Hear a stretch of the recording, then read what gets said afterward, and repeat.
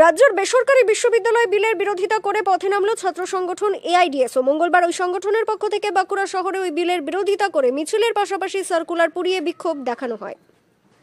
রাজ্য সরকারি বিশ্ববিদ্যালয়গুলির মান উন্নয়ন না করে তিনটি বেসরকারি বিশ্ববিদ্যালয় চালু করছো কেন?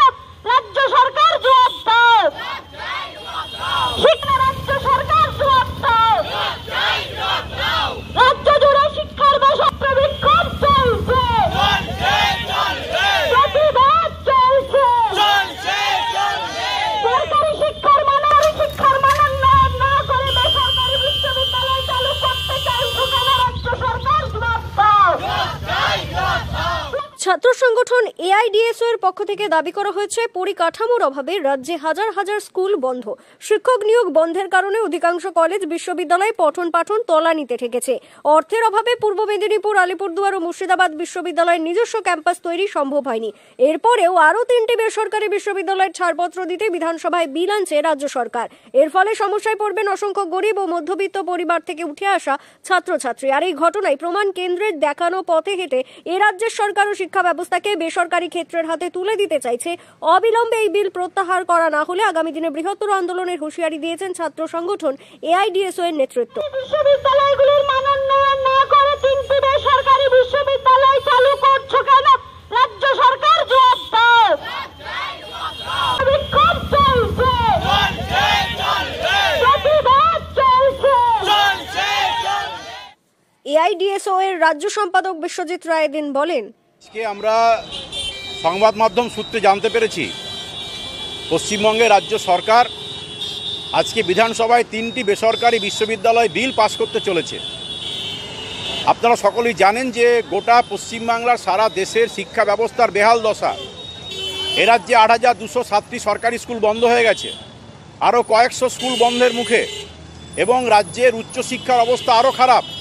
কলেজ বিশ্ববিদ্যালয়গুলি পরিকাঠামোহীনতায় ভুগছে, শূন্য পদে শিক্ষক নিয়োগ হচ্ছে না, এবং আমরা এটাও লক্ষ্য করছি যে রাজ্যের কিছু বিশ্ববিদ্যালয়, সরকারি বিশ্ববিদ্যালয়, তার কোনো ক্যাম্পাস নেই। যেমন পূর্ব মেদিনীপুর জেলার মহাত্মা গান্ধী বিশ্ববিদ্যালয়, তার কোনো ক্যাম্পাসই তৈরি হয়নি। অর্থের অভাবে সেই ক্যাম্পাসের তৈরির কাজ বন্ধ হয়ে পড়ে আছে।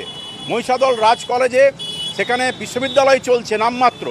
আমরা দেখতে পাচ্ছি মুর্শিদাবাদ বিশ্ববিদ্যালয়ের কোনো ক্যাম্পাস নেই, আলিপুরদুয়ার বিশ্ববিদ্যালয়ের কোনো ক্যাম্পাস নেই, কোনো পূর্ণ সময়ের অধ্যক্ষ নেই, এবং গোটা রাজ্যের উচ্চশিক্ষার অত্যন্ত বেহাল অবস্থা।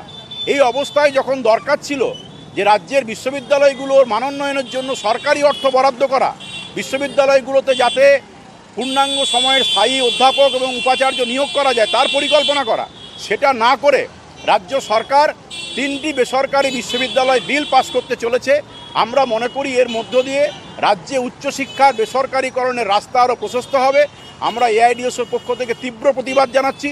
আমরা মনে করি রাজ্যের কেন্দ্রের আজকে বিজেপি সরকার যেভাবে জাতীয় শিক্ষানীতি 2020 চালু করে শিক্ষা ব্যবস্থার সামগ্রিক বেসরকারিকরণের পথে হাঁটছে, তাকে হুবহু অনুসরণ করে এ রাজ্যের তৃণমূল কংগ্রেস সরকার একদম প্রাথমিক শিক্ষা থেকে উচ্চশিক্ষা পর্যন্ত শিক্ষা ব্যবস্থার বেসরকারিকরণ করতে চাইছে। তারই পদক্ষেপ হিসাবে আজকে রাজ্যের তিনটি বেসরকারি বিশ্ববিদ্যালয়, আমরা আজকে রাজ্য জুড়ে বিক্ষোভ কর্মসূচি নিয়েছি। সমস্ত জেলায় জেলায় এবং কলকাতায় বিক্ষোভ হচ্ছে।